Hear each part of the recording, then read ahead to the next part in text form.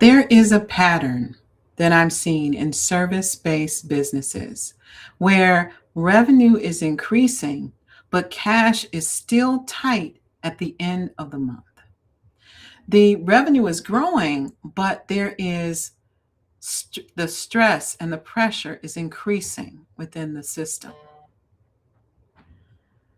The numbers say the business is growing, but the pressure in the system is increasing.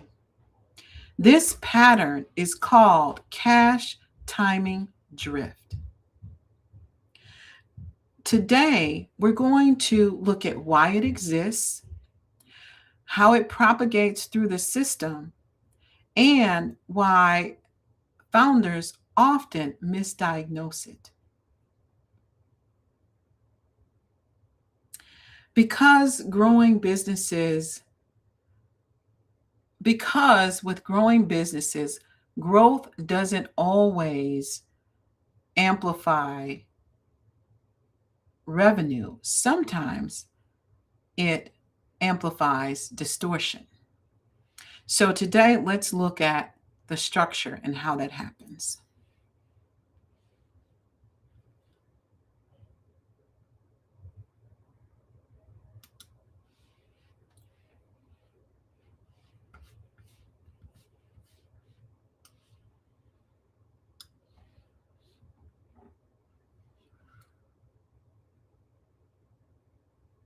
Okay.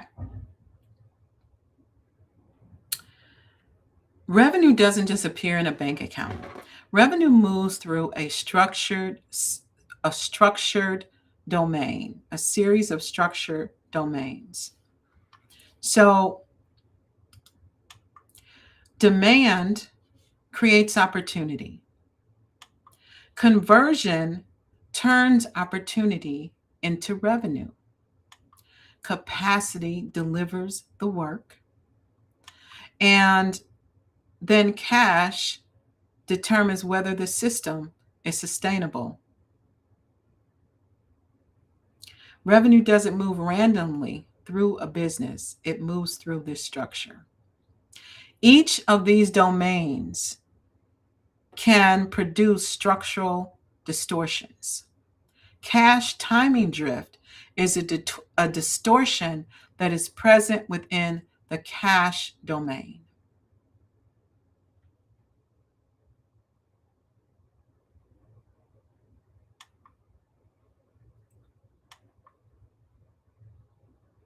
So, revenue flow explains how businesses grow. Constraints explain why growth breaks and where growth breaks. Most founders can see the revenue flow, but the constraint is usually hidden. So the real question becomes, where do constraints actually live in the business system? They live inside the operating structure that where the work actually happens.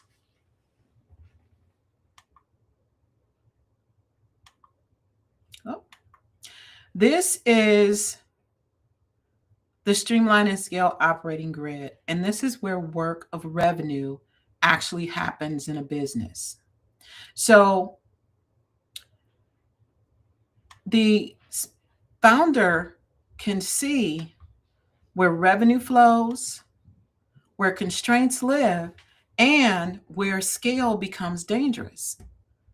Spotlight is where visibility creates demand. Offer is where interest converts to commitment. Activate is where delivery fulfills the promise. And retain is where value is converted into cash. So, where does instability actually originate?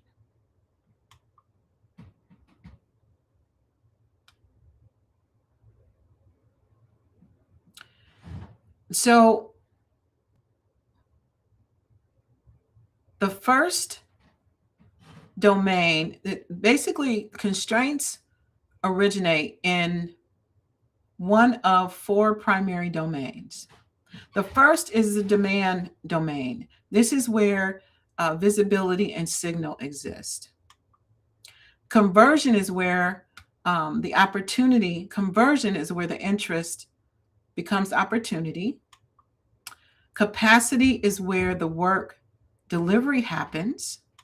And cash is where the economic flow of the business ultimately lands. Each of these domains can produce distortions on their own. There is only one domain, one primary domain, that is the origination of the constraint.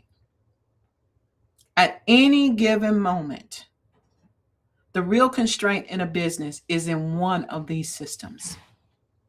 The others may feel noisy, but they're actually limiting the system. We call that domain, the one that is the origin of the constraint, we call that the primary domain. Once the domain is clear, then the real work of diagnostics can begin.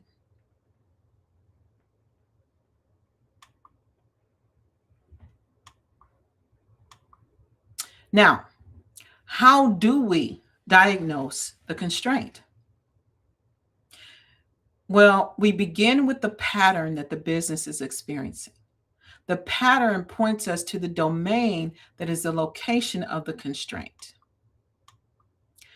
Once we narrow the location of the constraint, once we identify the constraint domain, then we can locate that within the revenue system. Once we identify the constraint within the revenue system, then we can look for signals and metrics to confirm what the system is telling us. Finally, we confirm the constraint and quantify the constraint. This is the process we use when mapping the revenue system, because once the structure is mapped clearly, then the constraint becomes visible.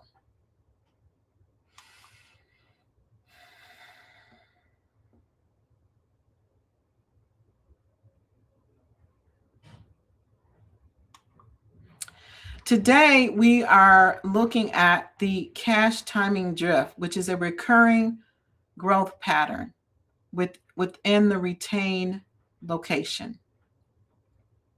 The pattern, it occurs when revenue is growing, but cash is never quite catching up.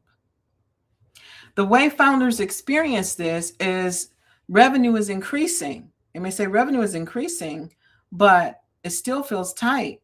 Cash still feels tight and unpredictable.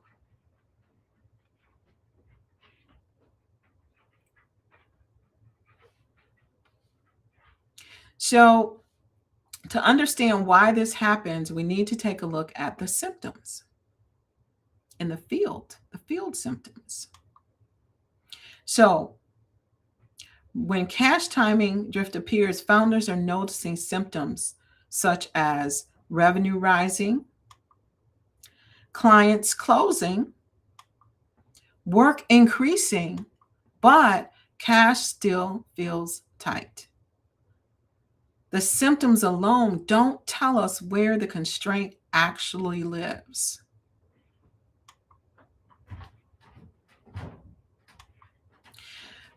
So the way that we identify the next step is to look for the signals inside the revenue system. The signals give us a clue. So in this case, with cash timing drift, we look at receivables stretch, expenses arriving earlier than revenue, payroll timing pressure, increasing working capital gap. And when we line those signals up with financial timelines, something interesting appears.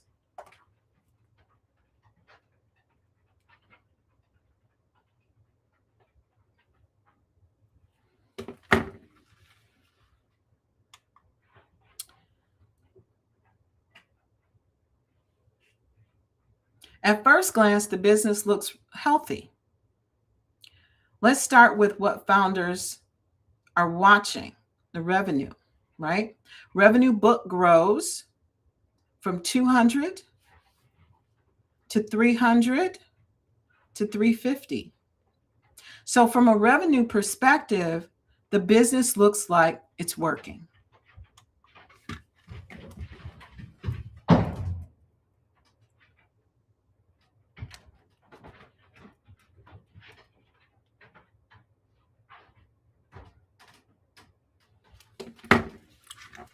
But cash moves on a different clock. Cash received stays in month 2, even though revenue grew. This is where founders start feeling the pressure.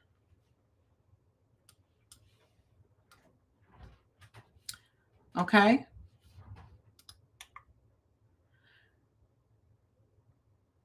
As the growth accelerates, the gap widens. This is the beginning of a cash timing drift. Revenue and cash move on different clocks. This is why I map the economic flow, because distortions like this are virtually impossible to detect and see otherwise.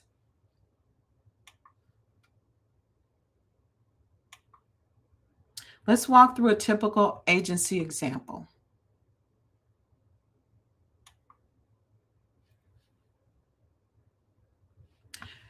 So at this point, the business looks stable. The revenue is $200,000 a month. The monthly costs are $150,000. So let's take a deep dive and look at the details. Because from a revenue perspective, the business is growing. Okay. Cash collected this month is revenue from 45 days ago. In our example, the revenue is $200,000. The cash collected is $200,000. Expenses a day, $205. Net cash negative by $5,000.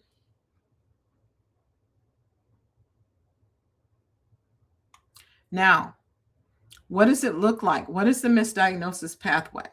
So revenue is rising, but cash still feels tight. The founder reaches a conclusion based on what they're seeing. We need more demand. We need to close deals faster. We need more sales activity. But the actual constraint is cash timing distortion.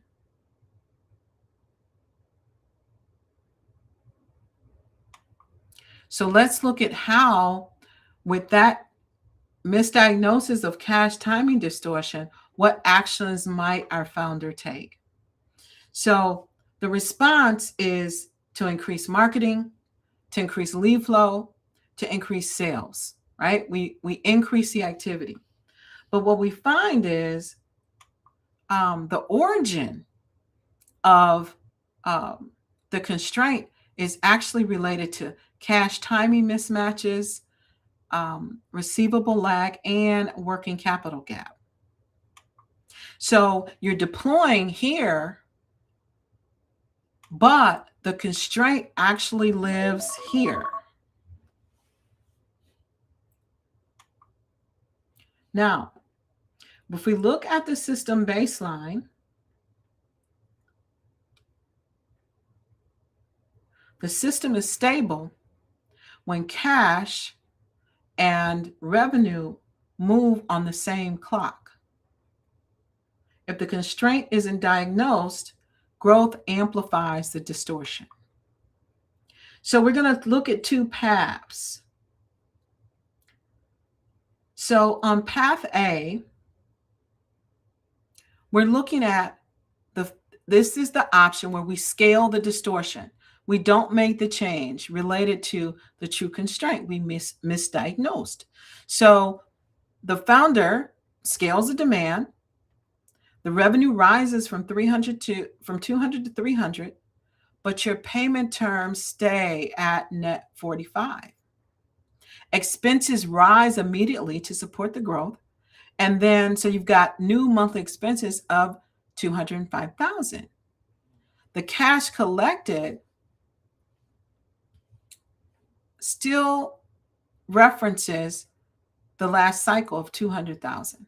The liquidity gap is a net position of -5. Even though revenue increased in this cycle, there's still a gap. Path B is where we fix the constraint, the origin constraint. Okay? When the cash cycle stabilizes, the growth becomes safe. So here, we move the payment terms to net 15. We collect partial deposits. We restructure the payment schedule. And so the revenue is 200,000, expenses 150, cash collected within the cycle 200,000, net liquidity gain 50,000. Now scale becomes safe.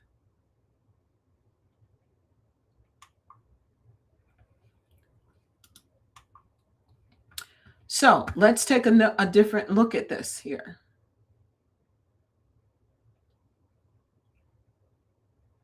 Okay.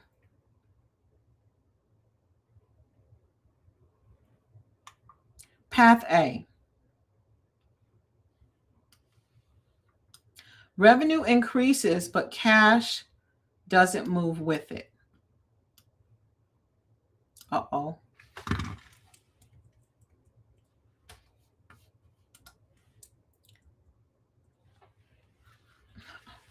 But cash doesn't move with it. Uh-oh.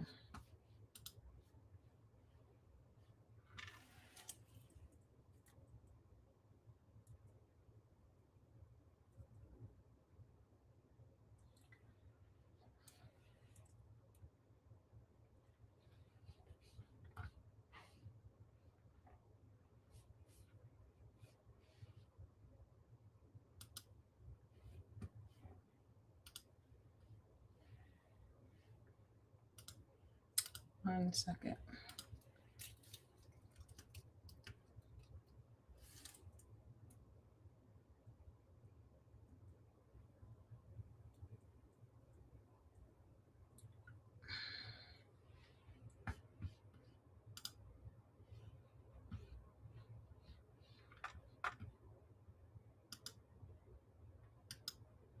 Oh.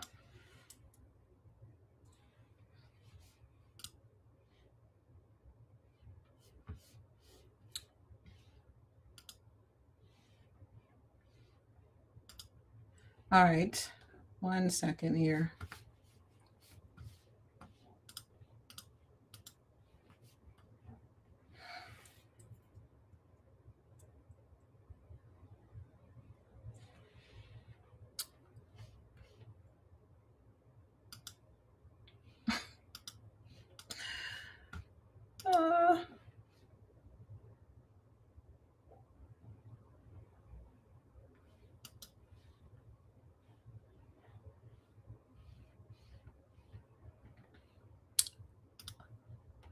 I have lost my slides. I have 2 screens and I have lost my slides. Hang on. Let's see.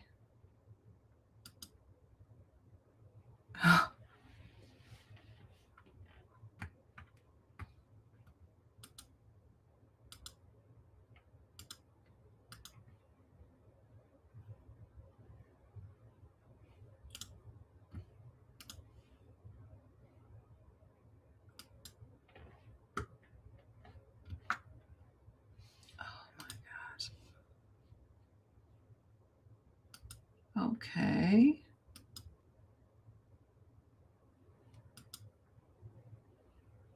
Window.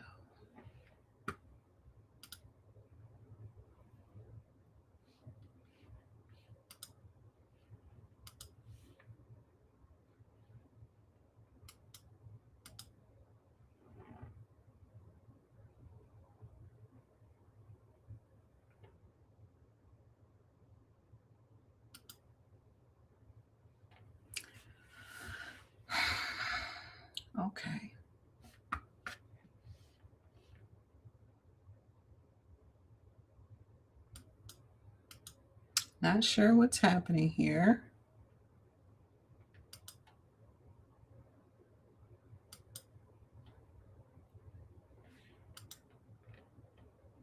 Ah, I think I knew what happened.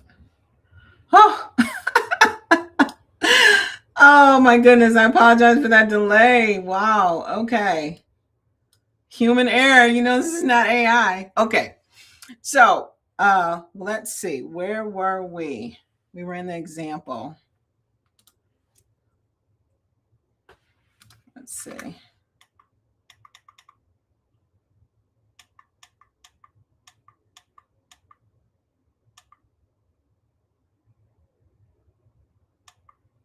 Path B. We're back. We found our way. We mapped our way back. Okay.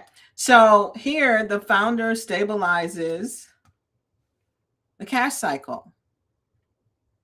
Oh, we did that one. Okay. Okay. Same growth, different outcome. Okay. I'm back to where I was supposed to be. So path A, there's a distortion here. The cash collected is the same, right? The cash collected is the same as our current system. But you see here, the expenses went up. The expenses went up. And as a result, our cash flow, our net cash went down. We had to support the growth with additional expenses, right? So then in path B, we have a little different story because we now stabilized our activity.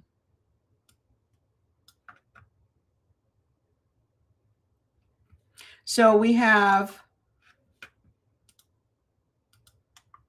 300,000 in cash collected because we put different things in place. We put those solutions in place to address the constraint. And then that 205,000 in expenses now is absorbed by the cash that we need. And now we're up 95,000. Same growth, different outcome. Okay. Now, the reason for this is why it's so important is that when we scale, we amplify what's broken. So back here in this example, path A, we had a distortion. We didn't address the original constraint and we scaled with it and we actually left money on the table, so to speak, because we weren't able to support the growth that was needed for the scale. Whereas when we address the constraint, we had much more cash flow. So scaling amplifies what's broken, and diagnosis precedes deployment. Now, when we talk about the propagation effects, this is the reality that even there's only one constraint in a domain. There's only one constraint domain, one primary constraint domain. But that constraint propagates throughout the entire system. So what does that look like? That looks like payroll pressure in the capacity domain, sales urgency in the conversion domain, and marketing pressure in demand, even though the origin of the constraint was cash.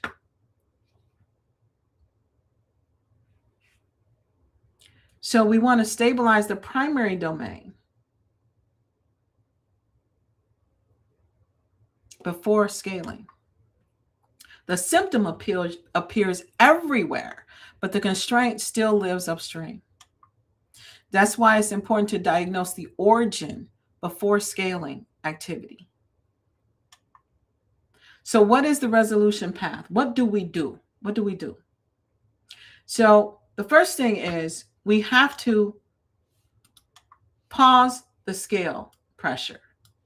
That means stop scaling. Don't do anything else. Don't put more activity into it. Do not respond to cash instability by increasing activity. The second thing is we need to audit the cash domain, right? We've identified, we've diagnosed that there is a constraint in the cash domain. Now we need to audit that to confirm the timing distortion is occurring. Then we stabilize the primary constraint. So correct the source, correct the source of the instability before scaling. And then restore the system alignment. That means to bring the revenue timing, the operational pressure, and the liquidity back into the bank. Back into the bank balance. And finally, redeploy growth. So once the constraint is stabilized, scale can move safely. So once we've identified the constraint, then the solutions become obvious. But the question remains, how do we identify the constraint? So you can guess or you can confirm. The crystallized reality map confirms. The snapshot simply begins the orientation. Demand is not traffic. Demand is signal clarity. Signal precedes scale. Diagnose before you deploy. Thank you for thinking with me.